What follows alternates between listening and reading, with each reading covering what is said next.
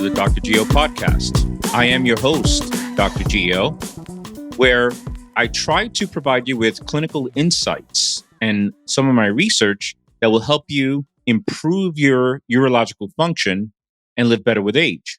Today, I'm going to honor the moms involved in men with prostate cancer.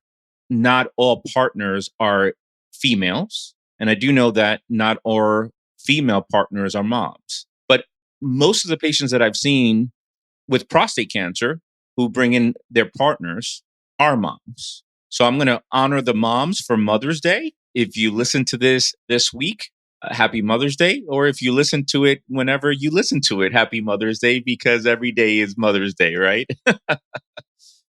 Hey, I'm not seeing you without your wife.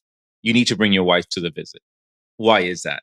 Well, while men can be tough and show prowess, men also have weaknesses. And so the tougher a man appears to be, there's equal fear and weakness that a man would have. And so anytime a man is faced with their mortality or potential mortality, psychologically, they are sort of frozen a little bit. So it's really important for a partner, particularly women. Women are just really good at taking notes and asking really good questions, way more than we are. You're only going to get answers, good answers from your physician when you ask good questions. While the man is still trying to figure out, oh, shoot, I'm going to die. I've just been diagnosed with prostate cancer, and all the stories and the monkey brain that's going on in their head, women are taking good notes, putting together a plan. So I think it's really important for women to show up. Ladies, kudos to you. Now, I will tell you, you want to make sure that you take care of your own health and you don't sacrifice your health in order to take care of others. Women are the caretaker, typically. They take care of their kids, they take care of their husbands, everyone. Kudos to you.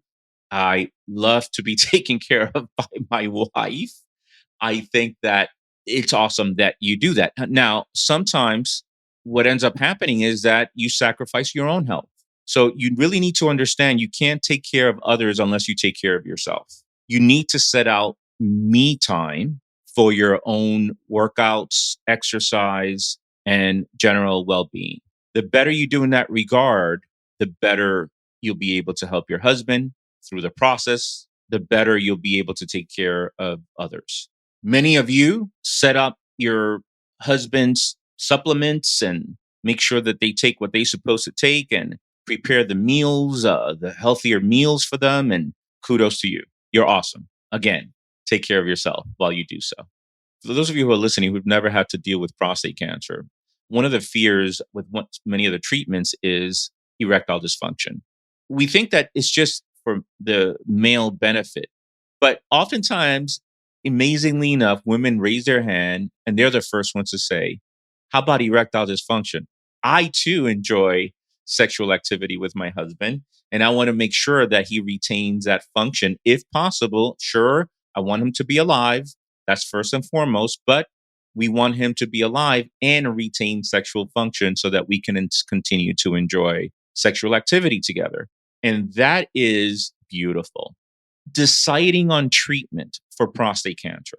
Ladies, your husband needs to ultimately make that decision. It's his body.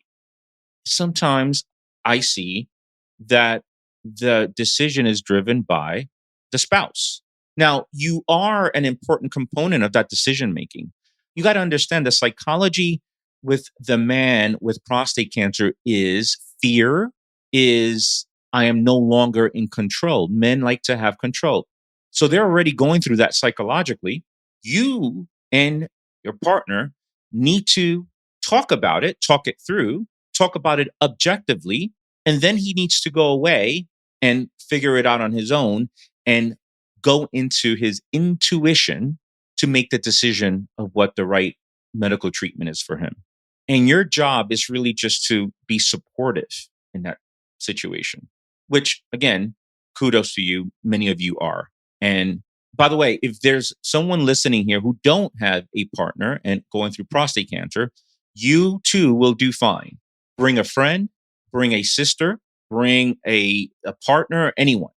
You are an important component to the whole picture. You're an important component to your husband. You're an important component to your family. You are oftentimes the backbone of your family. You're an awesome mom. And I want to honor you today. Your family and your husband post prostate cancer does better because you are in their lives. So I hope you have an amazing Mother's Day. And if you're not a mother and you are that awesome spouse, have an amazing Mother's Day still.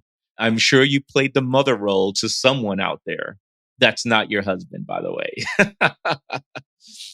My wife would say, yeah, we have 4 kids. Gio is one of them, right? So have a great day. Enjoy this week. This is Dr. Gio signing off. I'll talk to you next time. Peace. Much love. Thanks for tuning in to this week's episode of the Dr. Gio podcast. You can watch all episodes of this podcast and much more by subscribing to my YouTube channel on youtube.com/Gio Espinoza ND.